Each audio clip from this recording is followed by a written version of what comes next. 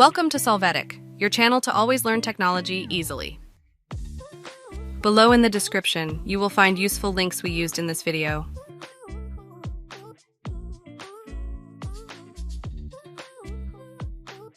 Today in Solvetic, we will see how to add transition between slides PowerPoint. You will start by opening PowerPoint. There, from the Home menu, click on Select and then choose the Select All option. This will select all the slides.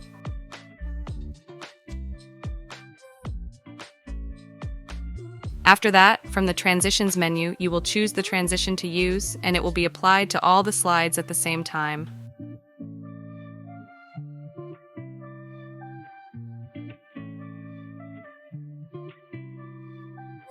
Hey, remember to subscribe Solvetic channel.